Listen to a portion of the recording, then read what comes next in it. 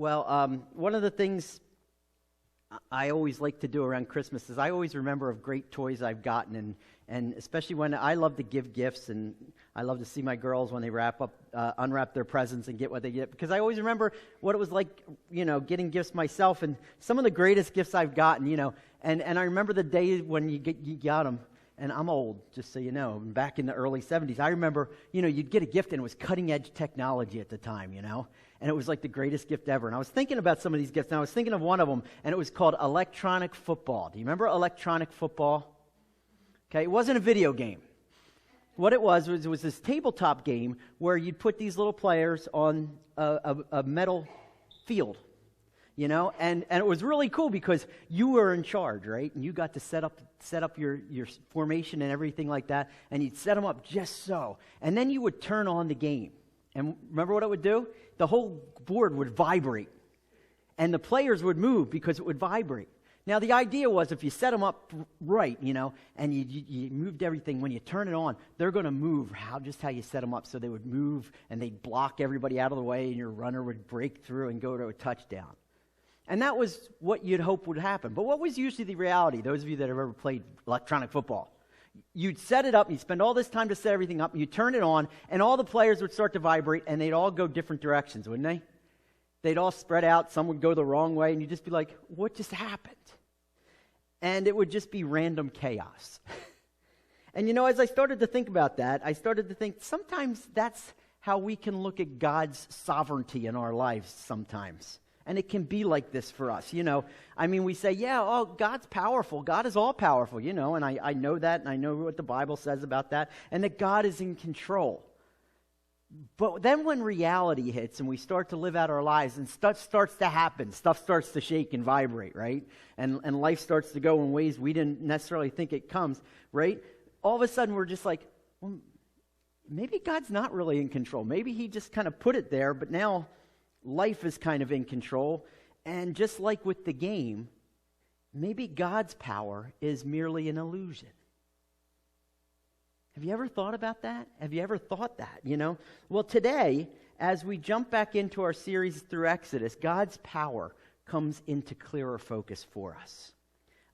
It comes into clearer focus for us as it comes into clearer focus not only for Israel, but also for the Egyptians, as we return to the book of Exodus this morning. So if you have your Bibles, you can open up to Exodus chapter 7 and just be there. And we've been learning about what it means to follow a faithful God.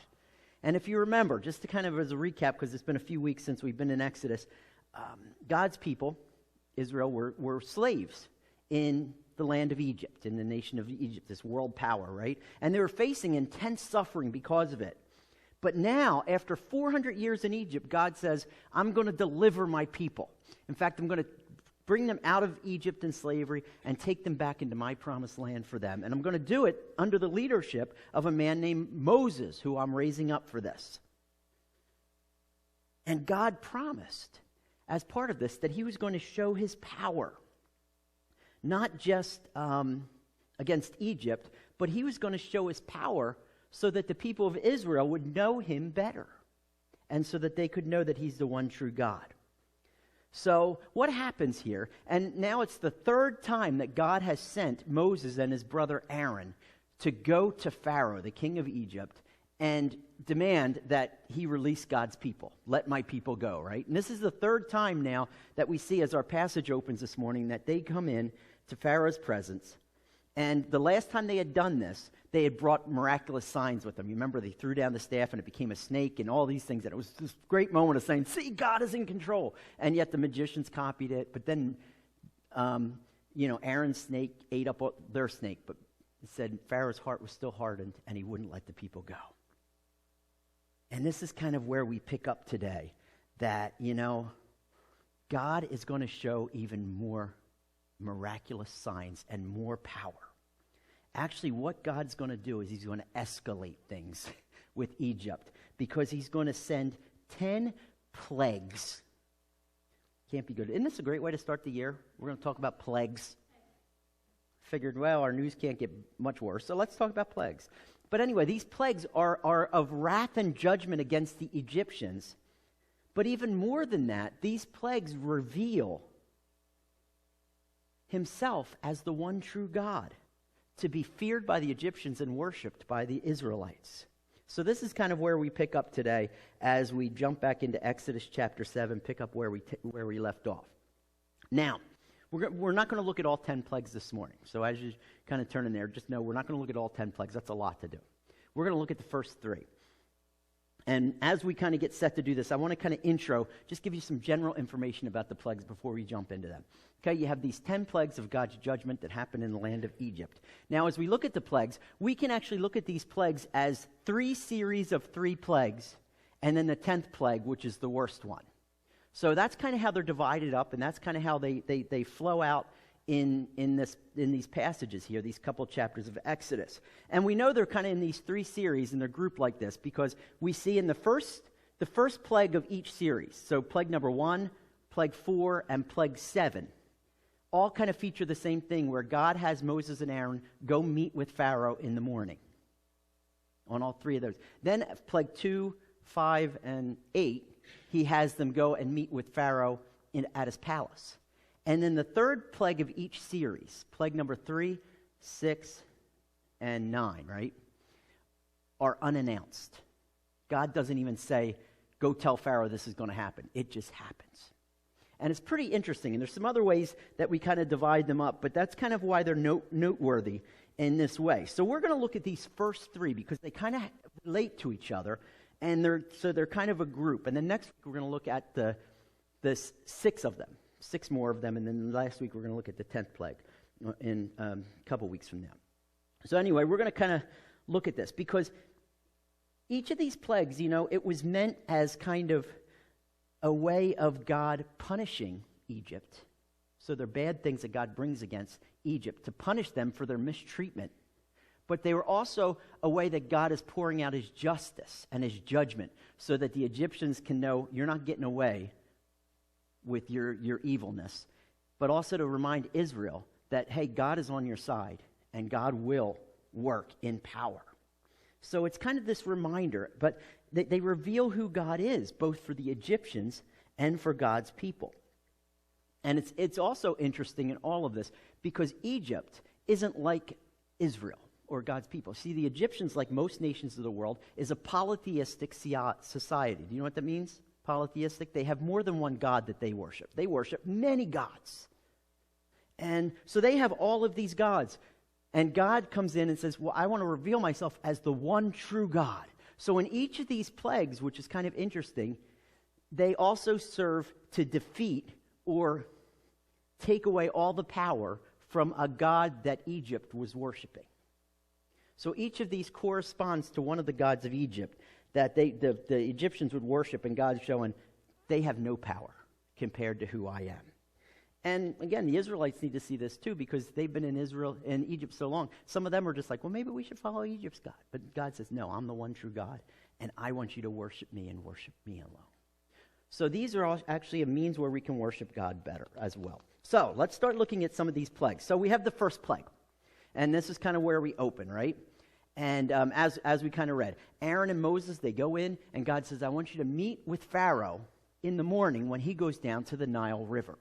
Now, why he's going down to the Nile River, it's never said, but it kind of seems like there's some kind of religious thing that he would go and worship at the Nile River every day, because his magicians are with him. So you wouldn't just be going to kind of get washed up and bring your magicians, your holy men with you.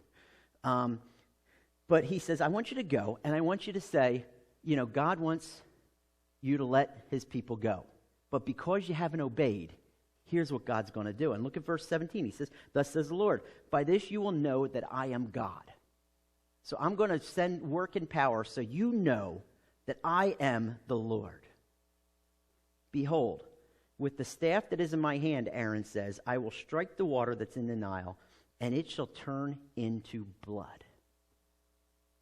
So this is the first plague, that the water of the Nile River is going to turn to blood. And as a result of that, fish are going to die, and so it's all going to stink. And not only that, but the people can't drink from the water. And this is a big deal, because the Nile River is like the key to all of Egypt. It's like the center of Egypt. Remember, Egypt, it's a desert country, right? It's in North Africa where all the deserts are. Yet Egypt is a pretty lush country, especially along the Nile River that flows from south all the way to north up into the Mediterranean Sea. And all along this Nile River, most people in Egypt live along the Nile River because it brings not only water, it brings fish, but it also brings bounty so that they can grow crops. Because as the water flows all the way from Africa, from like Ethiopia and Africa, and it deposits nutrients and soil up into this Nile River delta where people then can grow things. So it's very important to the people, so important that they have gods over the Nile River. In fact, they have several gods over the Nile River that they worship. You know, one is the guardian of the Nile, one is the overseer of the Nile, and all these different things. And the main god over the Nile River is a god named Hapit. Okay? And Hapit's a very interesting god. It's a god of bounty and blessing. In fact, you see pictures of this god Hapit if you want to go home and look at him. It's this huge man, and he's fat. He's got his belly goes over his belt. And then he has women's breasts, kind of saying he's the bountiful one. He brings blessing to all people. So he is the god of the Nile. So God disarms him in this first plague by bringing or making the Nile River turn into blood. So what happens is Aaron goes and he raises his staff. And God says, I don't want you just to raise the staff just over the river. I want you to go to all the tributaries that come off the river and all the ponds that are kind of next to it that get water from it and things like that. And I want you to raise your staff over that. And what happens is it immediately turns to blood. The water turns to blood. Now, when it says blood here, there is no reason to believe that the water doesn't turn literally to blood. Now, if you've ever watched any of those specials on History Channel and things like that, and you know, you read scientists, they look at the plagues and they say, all these plagues can be explained naturally, natural phenomenon. And they're kind of linked to this. So as we look to this, it's just a coincidence that this happens. Have you ever heard some of the explanation? For example, the Nile River turning to blood is often explained as saying, well, you know, during July through September is the rainy season in Egypt. So the river would flood. And when it would flood from Ethiopia, it would go through the desert and bring red clay. And the water would turn silty with this red clay, which would make it look like blood. And then as it kind of flooded up and got into areas and made these puddles, algae could also grow, like a red algae and like a red tide, and kill the fish. So this is probably really what happens. The only problem with that is there's a lot of evidence to suggest that's not necessarily the case. And here's why. Okay, so even though it sounds plausible, there's some things about it that are just unexplainable. First of all, it happens just as God says and just as Aaron and Moses say it's going to happen and when they say it's going to happen. That's the first thing. Okay? Next thing is, when this river would turn silty like this with the clay and things like that, it would take weeks and months for it to clear out. Verse 25 of chapter 7 says this, though, 7 full days passed after the Lord had struck the Nile. So in 7 days, the water cleared back up. That's impossible to happen. It can't bring out algae. It can't heal the algae or clear up this silty water in just 7 days. So that's kind of unexplainable. You know, and there's no way that could clear that fast or the bloom could happen. But there's one other thing that's kind of interesting in it. And it's in verse 19. It's something that God says is going to happen. He says, the end of verse 19, and there shall be blood throughout all the land of Egypt, even in vessels of wood and vessels of stone. Do you know what this is saying? That when the water of the Nile turned to blood, if you had gone to the Nile the day before this happened and filled up vessels and put them in your house like a water cooler, that water on your shelf turned to blood as well.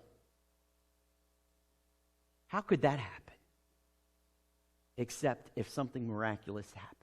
And because it turns to blood, it's undrinkable. Okay? And so this is what happens. So even in all this water, so it's a huge problem. And it kind of disarms this god of the Nile who brings bounty. Now it brings a curse. All the fish die, the soil gets ruined, and they can't drink anything. Everything they were trusting this god for. But somehow, it says, Pharaoh's magicians are able to copy this. At least look like a copy of it. Maybe they just turned water to look red or something like that. But they're able to copy it somehow. Okay? What I kind of think about that, if these magicians really had power and really wanted to be helpful, don't you think it would have been cooler and more powerful if they would have turned the blood back to water? Why are they just making more bloody water?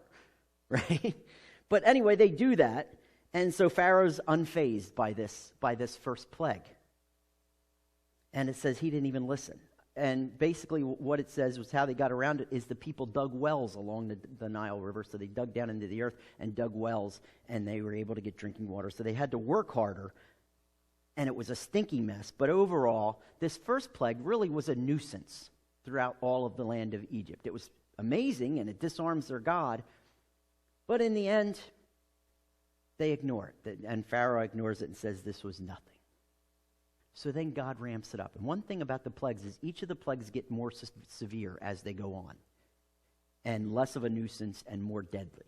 So anyway, brings us to our second plague, right? So you have this first plague of blood. Then God tells Aaron and Moses to go and confront Pharaoh again, this time at his palace, and demand that he release God's people so that they can go serve him, right? And they said, if you refuse to do this, God's going to send frogs. Okay? Now, the interesting thing with this is the Nile River and the land about that, they had another god. It was actually a goddess. Okay? And her name was Hecate.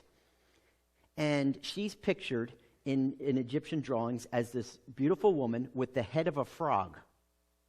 Okay? And she is a fertility goddess.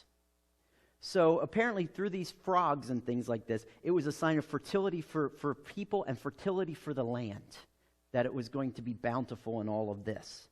And she was also charged with, she was the god that kept the frog population in check. So oftentimes with this picture of the goddess, you'll see crocodiles around her. And the crocodiles kept the frogs in check. And she was the goddess over all of these things. So she kept a balance in everything, in fertility.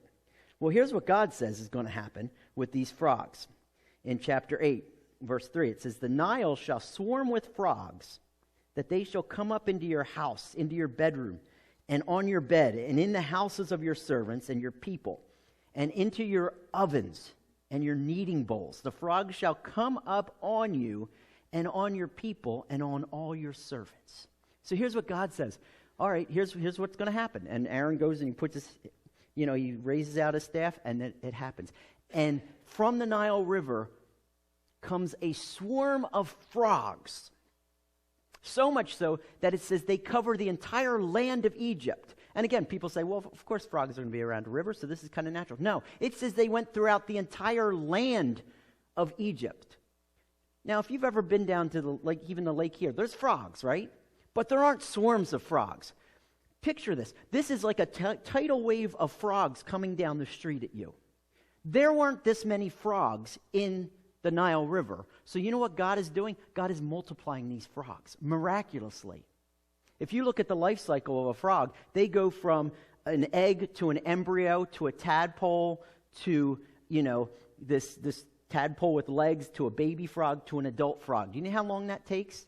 It can take anywhere from 8 months to years for this to happen. Yet all at once, these frogs multiply into adult frogs and swarm over the entire land of Egypt. And they're everywhere. So people are stepping on them. It says Pharaoh can't even get into bed without there being frogs in bed. Imagine this many frogs. You want to see the kicker of this? And some of this stuff God has a sense of humor in. Because they worship this frog goddess, guess what? Frogs are sacred in Egypt. So the Egyptians aren't allowed to kill any frog. It's like in India with cows and how they walk the streets. So they have all these frogs and they're not allowed to touch them. Imagine that. So they just have to put up with them. So you're cooking and all of a sudden you have frogs jumping into your bowl while you're trying to mix up spaghetti or something. And you're just like, oh, take that frog out. So imagine this. It's just a mess. Okay? And then the passage says, well, in response to this, it's a big mess and Pharaoh doesn't like it. Well, he goes to his magicians And it says, through their secret arts, they are able to multiply frogs as well. Now, how they do this, we don't know. Could be that they had some hidden in a box. See, more frogs. But Pharaoh's not happy about this. Okay? Again, these are his magicians. He's going to them for help, and what do? They make the problem worse. They give him more frogs. And they're like, aren't we powerful? No, you're not powerful. If you were powerful, you'd get rid of the frogs, right? But instead, these guys are like, oh, we're doing this. This is something about sin. Always when we sin, we make things worse. Anyway, you have Pharaoh. So Pharaoh comes to Moses and Aaron, and he says, this has got to stop. Can you go plead with your God for these frogs to leave? Do you remember back in chapter 5, the first time Moses went to Pharaoh? Do you remember what he said? I'll put it up on the screen. It says, Pharaoh said, who is the Lord that I shall obey his voice and let Israel go? I don't know the Lord. Moreover, I won't let Israel go. He goes, I don't even know this God. Now all of a sudden, guess what? I know this God, and I know that he can take these frogs away. So plead with your God that he may take these frogs away. And he says, if he does this, I'll let you go and worship him. I'll let you go and sacrifice. So Moses tells Pharaoh, he says, verse 9, he says, Moses said to Pharaoh, be pleased and command me when I should go and plead with my God. So Moses is having fun with this. He goes, well, tell me when you want me to do this then. And Pharaoh says, I want you to do it. I want them to be gone tomorrow. So go plead with your God and say, tomorrow get rid of these. Why didn't he say immediately? Because he doesn't really know God.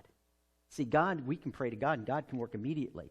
For Pharaoh, their idea of their gods is you need to impress, butter up the God. It's going to take time to convince your God to work on your behalf. So he's telling them tomorrow. So Moses goes, and he goes before God, and he says, God, can you get rid of these frogs? Immediately. Guess what?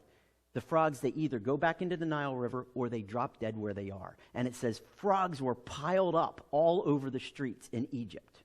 So imagine this. You already have everywhere around the river stinks from dead fish. Now all the land stinks because it's got piles of dead, rotting frogs all over Egypt. What a mess, isn't it? This greatest nation in the world at this time, it just stinks. And it's just a horrible place to be, right? So it's a big mess.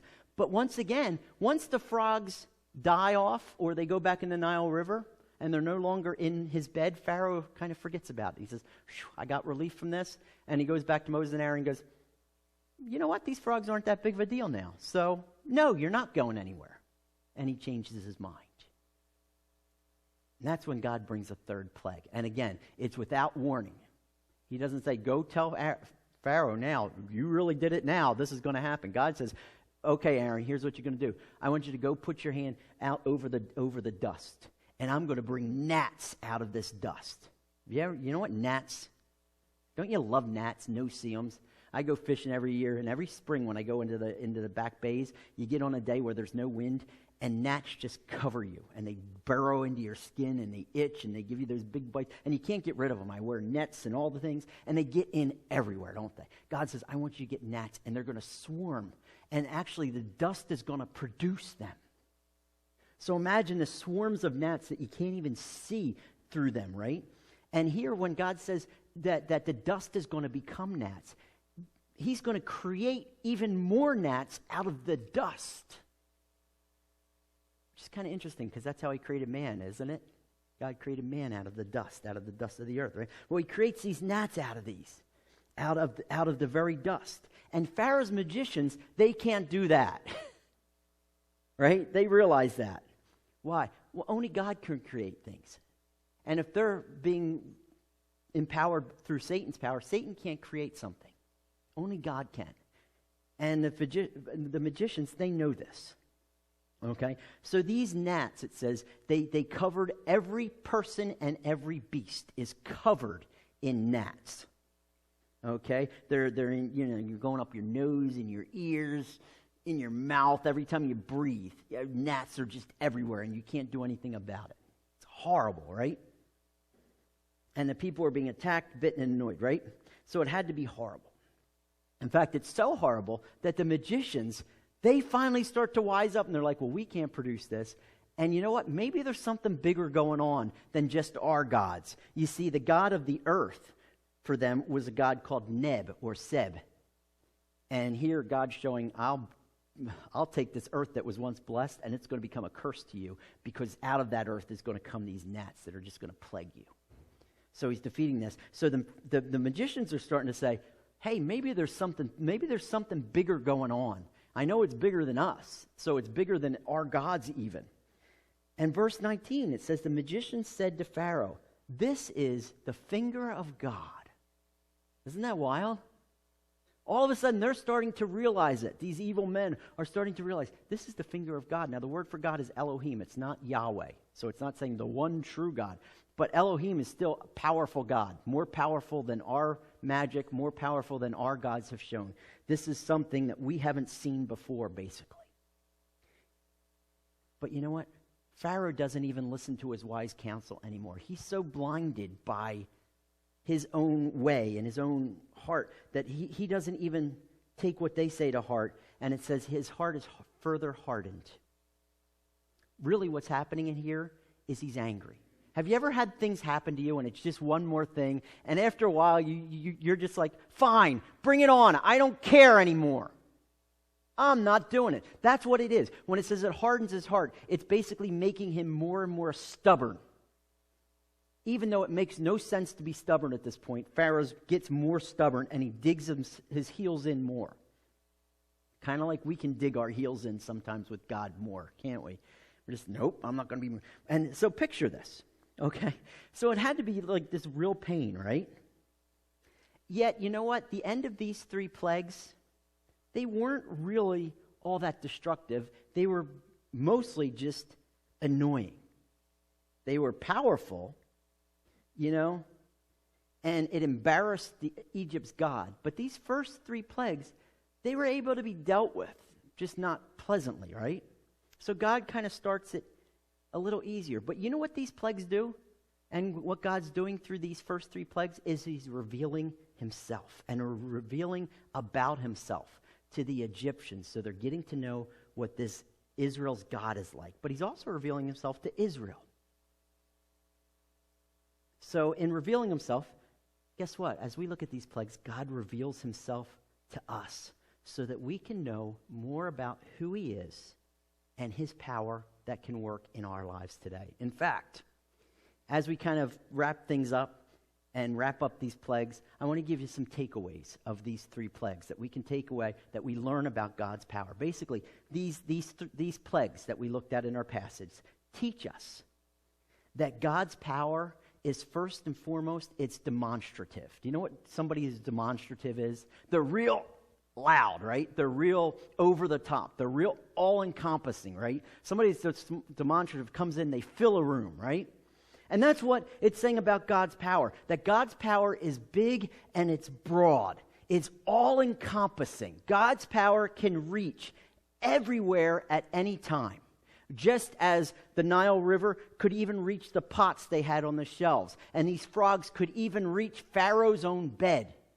And the gnats could get in every nook and crevice of every person throughout the entire nation of Egypt. God's power, nobody's immune or can escape God's power. And that's what's happening here. So that these frogs, they're everywhere. They're not just localized. You know what that means, though, in these first 3 plagues, and why these first 3 plagues are unique from all the rest of the plagues? Because these 3 plagues even touched or affected God's people, Israel. They had to go through these plagues as well, so they had to deal with gnats and the Nile River turning. They weren't immune from God's power in this way. They had to go through it and see it and experience it for themselves, which would have served as a good wake-up call. It wasn't until the 4th plague that God mentions that God's people would be excluded. In fact, in verse 22 of chapter 8, it says, "But on that day I will set apart the land of Goshen, where my people dwell, so that no swarms of flies," which is the next plague, "shall be there, that you may know that I am the Lord in the midst of the earth." So up until this point, the plagues are affecting everyone, which is pretty wild. Okay? You see, there's no one who can escape God, and there's nowhere anyone can hide from him. Now, if you're not following God, that's kind of scary, isn't it? And it should have scared and intimidated the Egyptians a little bit, right? Which it did. You look at his magicians. Oh, there's a finger of God. Whoa. You see, what God's doing through some of this is he's turning the hearts of the Egyptians. So by the 10th plague, do you remember God's promise he gave to Moses way back at the burning bush? And he says that when you leave, the Egyptian people are going to give you things to say, here, go on your journey. Here, be blessed on your journey.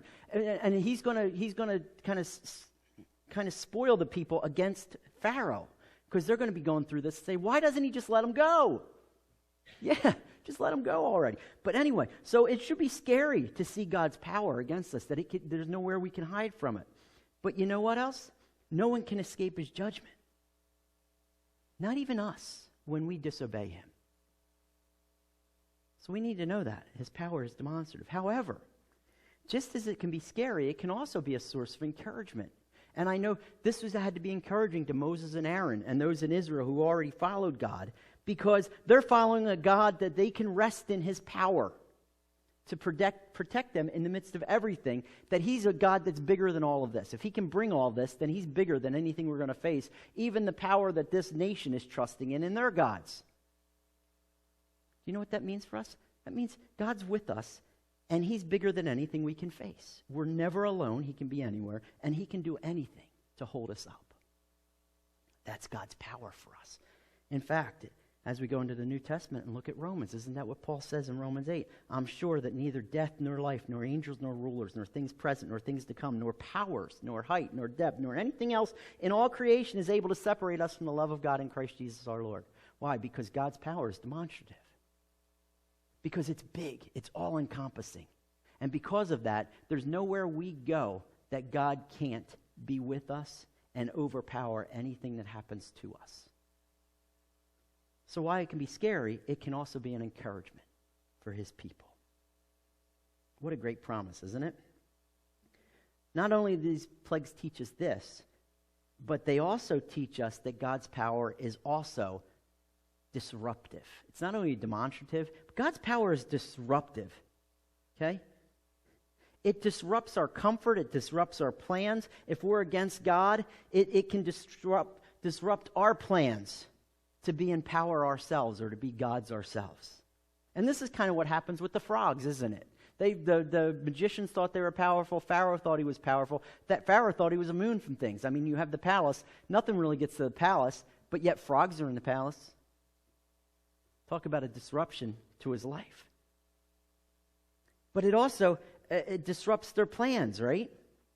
Because the more they tried to fight against it, the worse they made it. So the magicians say, all right, well, we can help this. And they produce, but their power only makes things worse. Doesn't it? And this is how it goes in our life, isn't it? When we try to assert our power over God, we just make things worse. Have you ever experienced that? Have you ever experienced when you're fighting against God and you're just like, no, I need to have my way because it's not really going the way I think it should go, and we try to do it, and it makes it worse. It happens like this when we try to lie, isn't it? We want to create our own reality, so we start out with a lie to kind of get our way, but instead of just confessing our lie and saying, all right, you know what, I was wrong, let me start back over again, what do? We try to cover our tracks, don't we? And how do you cover your own tracks of a lie? You tell more lies, and you cover up more. Then you have more to remember, and more to hide, and more to protect, so that and more deception. So instead of freeing us to feel like we're in control, it actually burdens us, isn't it? Because we have more stories to keep straight. In fact, this is what God's power did in Jesus' day when he came and walked on the earth. Jesus, and when he displayed God's power, it disrupted the religious elite. That's why they hated Jesus so much. That's why they wanted to silence Jesus so much, because they had control, they had power, they had influence over the people. But now Jesus comes along and says, oh, you know what the kingdom is about? It's about you and God. And it's about freeing you from trying to perform for God because God loves you. And just trust in him. And it's a different message than what the Pharisees were saying. So then when God would come and he would bring healing or he would free people, you know what it did? It made The Pharisees and the Sadducees and all these guys look even worse because it disrupted their power base and disrupted what they were clinging to keep themselves in power. And that's why, so when Jesus would preach these things, and that's why Paul says in Corinthians, and we read this last week, the Jews demand a sign and the Greeks seek wisdom, but we preach Christ crucified. Stumbling blocks to the Jews, folly to the Gentiles. But to those who are called, both Jew and Greek, Christ is the power of God and the wisdom of God. For the foolishness of God is wiser than men, and the weakness of God is stronger or more powerful than men. You see, just as God's power can disrupt us when we're trying to be our own God, when we want to be in control ourselves, and it can disrupt our desire to be our own God and frustrate us, the power of Jesus, who lives, who died, and who rose for us, can also disrupt our futile attempts to try to be good enough in ourselves. And you know what that does? It frees us. So again, it can be something that holds us down, God's power, or it can be something that frees us and draws us closer to Him. So we can be thankful for God's power and His power to disrupt our futile attempts by giving us Jesus. That's a great disruption, isn't it? So we have that power. And then finally, as we look at these plagues, one more thing as we kind of close. These plagues not only teach us that God's power is not only demonstrative and disruptive, but God's power is also deafening. God's power and authority, it can't be reasonably denied or ignored. Do you know that? When God asserts His power, you can't turn a deaf ear to it without being totally out there. Right? I mean, even Pharaoh's own magicians are forced to admit there's something going on here that we can't explain except to say it's the finger of God. It's bigger than themselves, right? You see, we can try to diminish or dismiss God, but when His power is displayed, it's hard to be ignored. And that's why when we live lives where we're serving God and where we're trusting in Jesus and He changes our life, and why our testimony of the way that we live our lives belonging to Jesus is so powerful.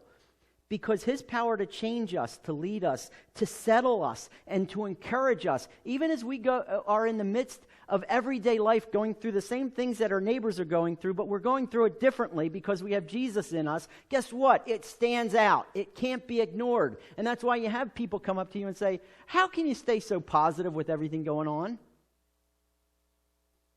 Here's why. You see, that's the power of God. It's deafening. It's going to drown out everything that we try to do to kind of silence that. And it can't be ignored. That's why Paul says about his own testimony. He says, God said to me, my grace is sufficient for you. My power is made perfect in your weakness. So Paul says, therefore, I'll boast all the more gladly in my weakness, so that the power of Christ may rest upon me. And then he goes on to say, you see, where I'm weak, He's strong, or He's powerful. That's what people need to see, is God's power in us. But of course, even when God's power is seen in our world and even in and through our lives, there's still going to be some that try to tune it out. And that's where Pharaoh is. And that's kind of where we close our passage, with Pharaoh tuning that out, right?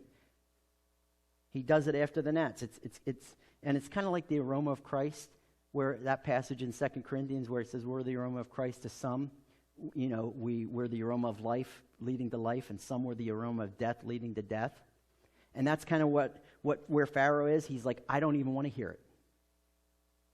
Why? I don't want to listen to sense. I don't want to listen to anything that's going to help me, because this is where I want to go, and this is where I'm going to do it. And that's why he says all the more, nope, I'm not even going to hear about letting these people go, because it's on now, and I'm going to keep trying to fight with God. And he's deaf even to his own counselors. Can't even listen to them with God's unmistakable power.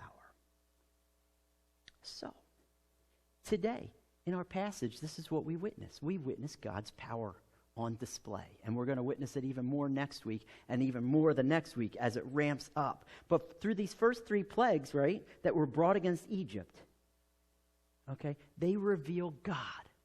They reveal a God who, when we're for God, they're for us. His power is for us. When we're against God, we reap a whirlwind. You know?